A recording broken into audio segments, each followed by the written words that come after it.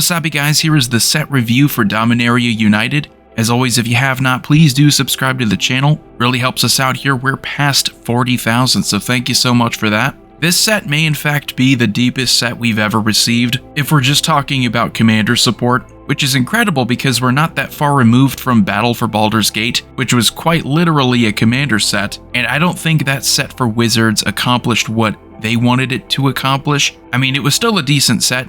This is really more of a Commander Legends set. When you see the depth here, the multicolor options are insane, and you get the Commander product, of course, to supplement this. You get the set booster Commander cards to supplement it. So just all around, you get a lot of depth, but it doesn't feel like anything is married to a central strategy here. It's what I hate about sets like Innistrad, where you have a lot of cool commander options, but they're only really good so long as they can synergize with what the rest of the set is doing. Like you'll have the day and night cycle crap from Midnight Hunt, and look how long that lasted. With this set, you can take cards and probably play with them for many years to come. So let's start it out here with colorless. We have the new Karn. More of the same here. You get an artifact-focused Karn. Can make power stones, can help you get through your deck maybe a little bit quicker, but you do have to pay mana off that -1, which is kind of discouraging. The -7 is an okay alt. It's nothing really to write home about. Tapping untapped artifacts to deal 1 damage to any target isn't going to really scare too many people in Commander, even though late game it could win you a game. Karn Silex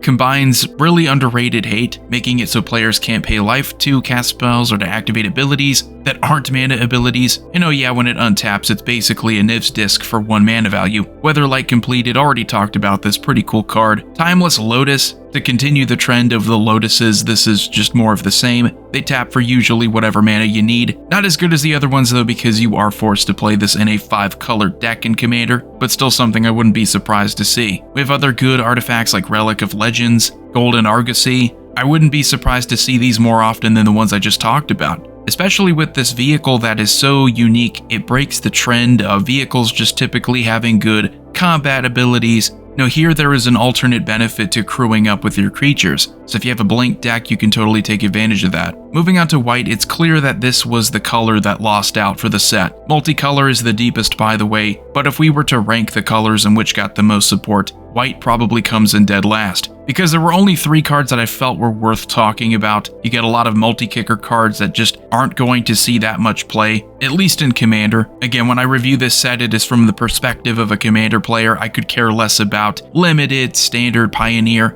I might mention those as potential impact places, but overall I'm going to care about Commander more than anything. Danitha Benalia's Hope, Defiler of Faith, and Sarah Paragon. You got 2 rares and a mythic here that I would keep an eye out for, because I actually do like all of these. The Defiler is pretty cool. It's part of a cycle of corrupted creatures on Dominaria. So this one is a Phyrexian human. Basically makes it so that your white permanents have 1 Phyrexian mana, since you can pay 2 life instead of paying that 1 white mana. Its payoff is probably one of the weaker ones, but it's still nice if you can get a 1/1 white soldier for each time you cast a white permanent. And the Sarah Paragon I think would be a decent mythic and maybe a better mythic in any other set, but it's just that Dominaria is stacked with good mythics. So this is maybe a low to middle tier mythic in the set, but white decks and Commander I think are going to eat this up if you get it. Moving on to blue, I think the meme forever has been blue is just way too powerful, but in recent years we've seen the exact opposite. It is a meme because you got counter spells, you have some of the most ridiculous win cons, and that's what distracts from everything else, but it seems like blue is more about small ball. You know, doing the little things right, and you have Academy Lore Master, Aether Channeler, and the next Defiler, which is Defiler of Dreams. If you want to draw cards, you can do that,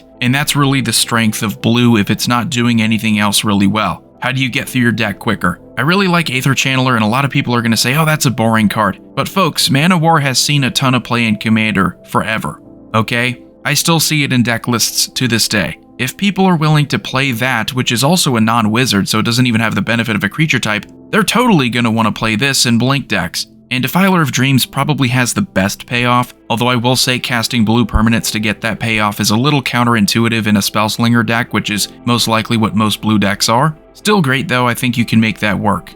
I think blue maybe has one of the better sagas as well. The phasing is Alfir has read ahead, which is a new condition here for these saga cards, where instead of automatically starting out at the first lore counter, you could start out at the second one, skipping the first, which makes sense because the first and second one here for phasing is Alfir are exactly the same. What's really cool is that the third one says destroy all creatures for each creature destroyed this way. Its controller creates a 2/2 black Phyrexian creature token. You read that right, folks. We get a board wipe that's actually going to destroy all creatures in blue. Very rare, very cool. Vesuvian Diplomacy is pretty cool, but I've been wrong about a lot of enchantments in the past that just do really cool things like this. It's a mythic, it is fairly costed for what it does, but that being said, it is going to appeal to a very niche playstyle. Things like Orvar, which are popular in mono blue, but you need a deck that can constantly target your own artifacts or creatures, and only target one of them. Sphinx of Clear Skies is going to be the first card we talk about with Domain, which is really centered around having multiple basic land types. Not really my favorite part of Dominaria United, so just know that this is probably going to be one of the worst mythics you can get, because you will have to be playing multiple colors in order to get the most benefit out of it. And moving on to, again, it just seems like every set we get, mono black benefits the most. And that's no different here in Dominaria United. We have the Raven Man, Braids Arisen Nightmare, Defiler of Flesh. And this is on the lower end here.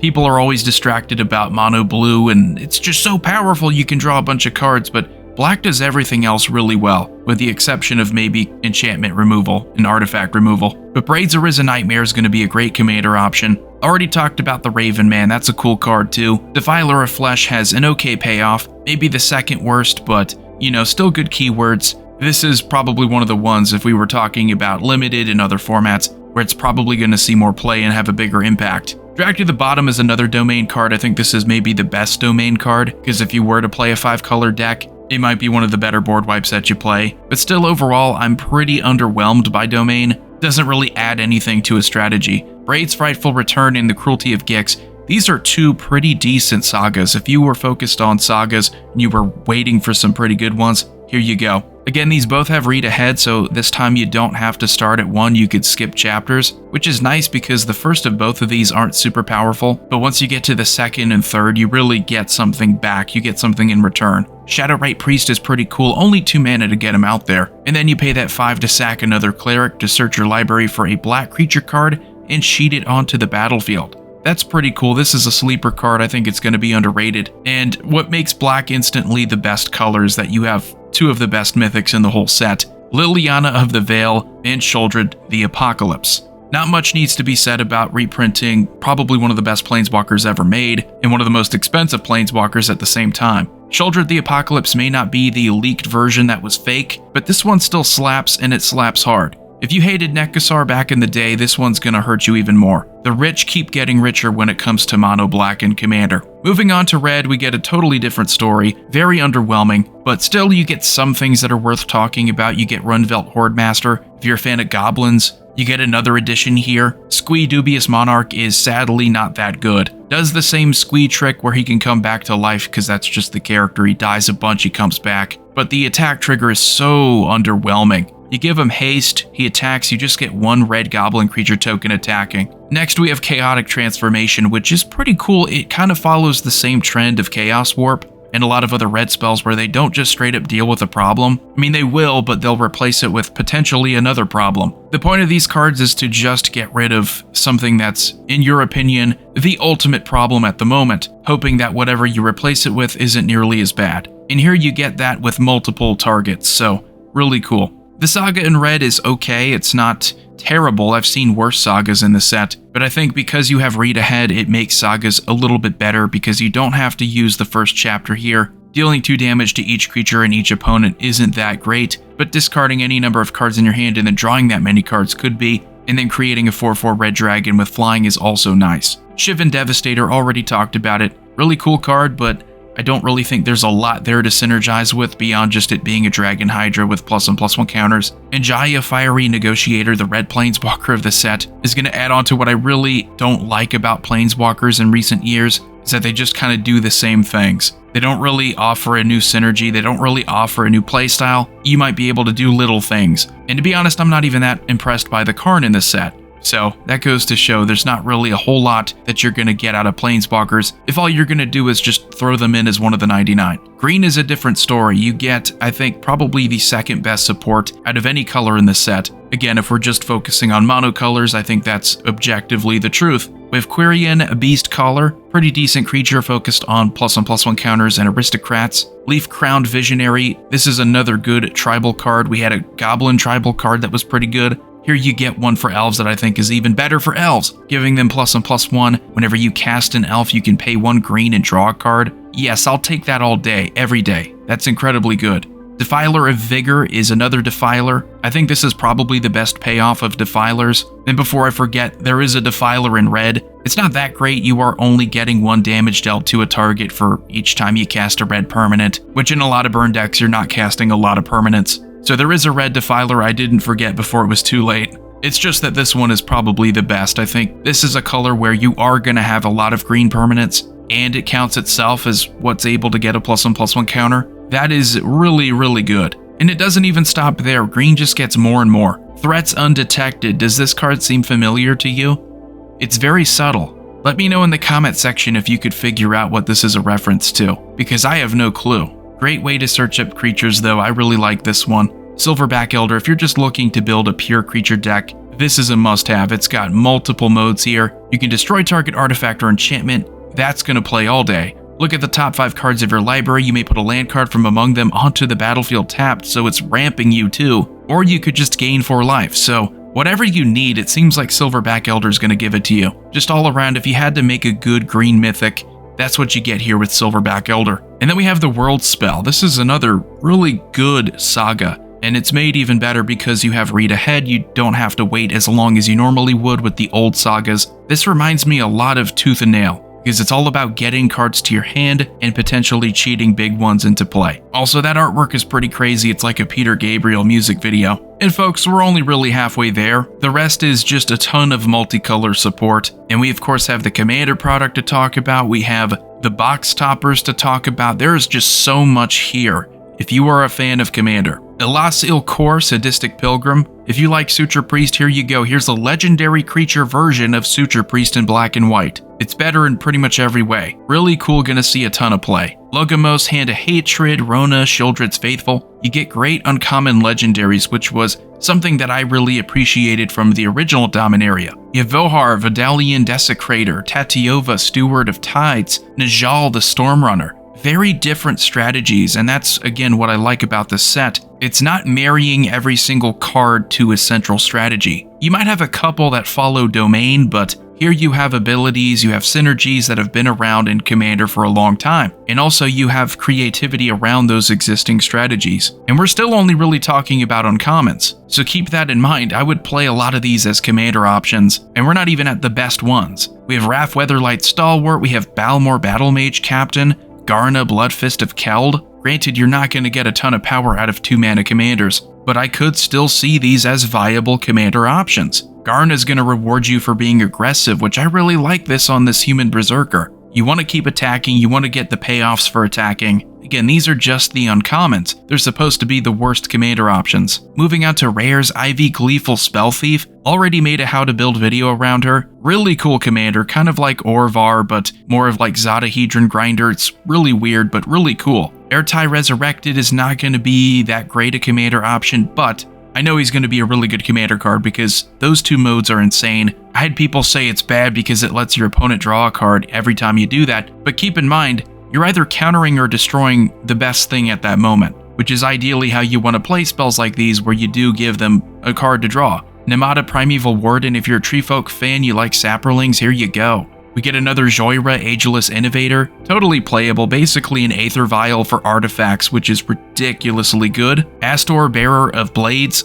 We get an equipment, vehicle-focused commander option. Makes it easy to get to your next equipment or vehicles on ETB. This may be one of the most underrated commanders in the whole set. Ratted Rabbit is one that I'm really focused on because it just has probably the biggest appeal out of the normal rare level commanders. Anytime you can just play over the top legendary creatures and copy them, make them non-legendary, creates so many problems for your opponents. Like imagine if you have Elish Norn out there, you kill her, you get an Elish Norn token. Granted, they're going to be 2/2 zombies, but still getting those abilities, it's ridiculous if you can get the original creature back, because it means you can kill them off, do it all over again. So there's a ton of potential there, a ton of power. That's what I like about these commanders, is that there's a really high ceiling with power. Sten Paranoid Partisan may not be a good commander option, but it could totally be a playable card in artifact decks. You know, making artifacts cost 1 less to cast is, you know, something you can combo with. Maria, Scholar of Antiquity, we have a red and green Elf Artificer here, which is really cool because these are like anti-artifact colors. So being able to use artifacts to your advantage in these colors is something we haven't really seen that much of. We've seen off-color artifact support, like with Glissa the Trader going back in the day, but this one's pretty cool. She's actually an engine. I wouldn't be surprised to see her played a lot in Commander. We have Rivaz of the Claw. There's a lot of dragon support this year, of course, because of Battle for Baldur's Gate, so this commander's going to have a ton of support out of the gate.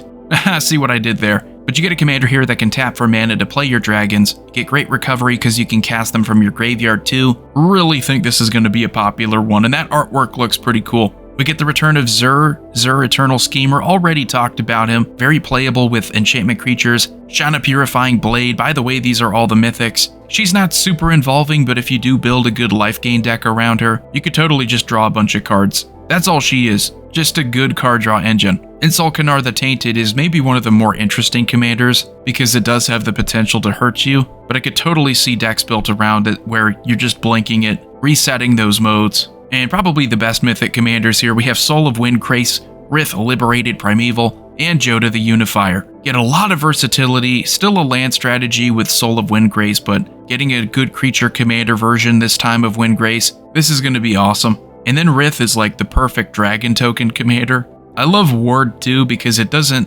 completely lock your opponents out, but it very much makes it harder for them to respond to whatever you're doing. And all your dragons are going to have Ward too, which is awesome. Joda's just going to be all gas. I can't believe they made this card. You got a coat of arms for your legendary creatures, which includes himself, by the way, that's also insane. And whenever you cast a legendary spell from your hand, you're going to get another one from your deck. And oh yeah, you're going to cast that without paying its mana cost because that's fair. Totally busted, a lot of people are going to play them. Moving on, we have the cards from the Commander product here. Granted, these are just some of the ones, but I've seen enough, folks. I've seen enough to really be convinced that this is one of the deepest sets we've ever received. We have Zerium Golden Wind, which is a Griffin tribal commander. That's cool. You can make a Griffin deck.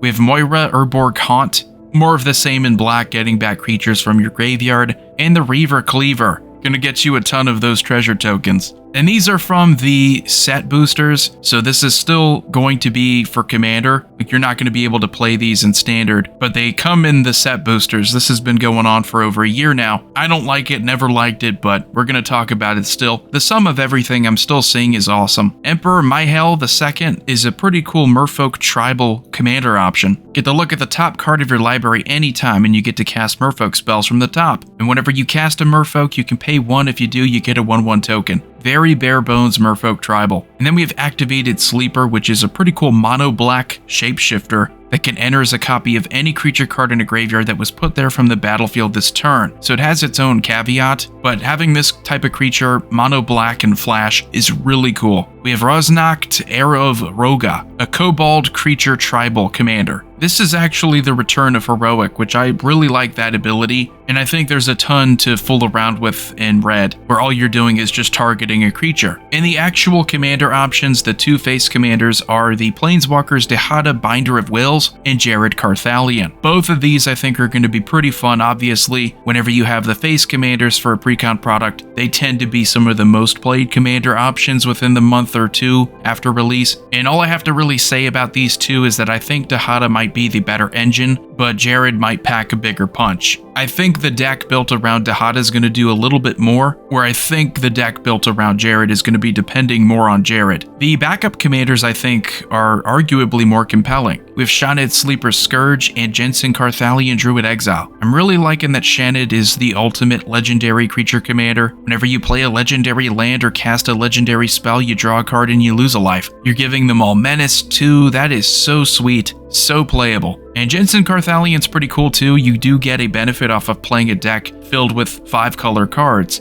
You get 4/4 White Angels every time you cast one. Other commander options from the decks I think are also really cool. Varric Warped Sengir. This is one I'm really looking forward to. There are a lot of activated abilities that cost you life in black and white, so having a way to copy those and paying even more life to get more value, especially when our commander here has lifelink and a way to gain his life back pretty quickly, I really like that, and the creature here reminds me of the Nosferatu from Vampire the Masquerade. Brings back good memories of playing that game. Kedrick Soul Kindler.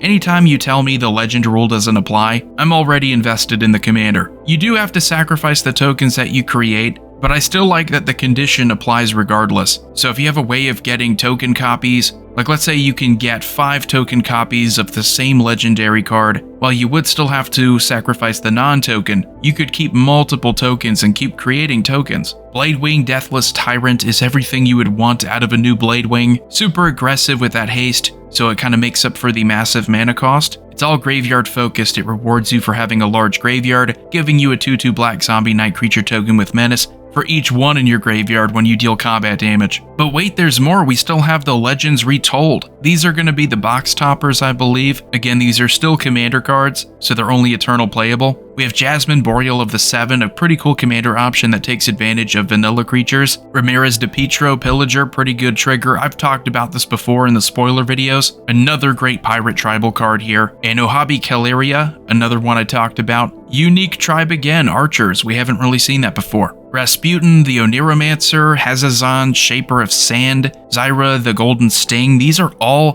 characters from the original Legends set. So it's cool seeing them come back, and they're all fairly costed. Because back in Legends, you had ridiculous mana costs for just vanilla creatures. Like you'd be spending 7 mana for a 5/4. Yeah, it's a totally different time. You get the ever-changing Dane Ramses Assassin Lord, which introduces more assassin tribal. We get a new Stang, and this Stang is to no one's surprise better than the previous one. Instead of just giving you another Stang token, it also gives you auras and equipments that are also attached. And lastly, the mythics that are coming from the Legends Retold are pretty insane. Jedid Ojijin, if you like making cat tokens, here you have a Bant-colored commander option because you have the green symbol in the text. You can pay a green every time you cast a legendary creature to get yourself a 2/2 green cat warrior creature token with Forest Walk. May not seem like much, but that can add up, and he is only 3 mana to get out there. Tetsuo Imperial Champion is another 3 mana commander. Really cool, all about equipments and taking advantage of the equipments that are attached to him. Being able to deal damage to any target is going to make this a well-rounded commander option. And Savitri Dragon Master is another playable commander option that's also a planeswalker. The +1 makes it difficult for your opponents to swing all out at you because for each creature they attack you with, they're going to lose 2 life. The -3 lets you search your library for a dragon card and put it to your hand. You know, this is a dragon tribal commander, so that's pretty powerful. And her -7 says destroy all non-dragon creatures. The biggest hurdle with this one is going to be finding enough blue and black dragons, but I believe in you. I think you could do it if you really wanted to with changelings. Which, by the way, people have said I'm saying changeling wrong. I guess if you're slowing down my speech, I enunciate the E at the end of change. If I said changeling the way people wanted me to say it, it would be changling. So no, I'm right, you're wrong. So that's going to do it for the Commander set review for Dominaria United. This may go down as one of the longest videos I've ever made, just because there was so much to go over. But this set is stacked, guys. It is really that deep. Looking at the monocolors first, I was saying to myself, I'm not super impressed. You know, they brought back Liliana of the Veil. But once I got to multicolor, once I saw the potential for all these unique new deck ideas, it totally changed my perspective on the whole set. I really think this is probably the best set that we've had in years. Well, I can't really comment on its impact for other formats because I really just don't care about other formats. If we're just talking about Commander, I think this set is an A+. There's always going to be someone out there who says, no, I don't like it because it didn't give me this fringe Commander that I've always wanted since I was a kid. There's always someone like that, but objectively, going over as many cards as I could that I thought were good, I've had more good cards to talk about with Dominaria United than any other set in recent memory. So thanks again for watching. Again, subscribe to the channel if you have not. Commander Void here signing off. I will see you all next time.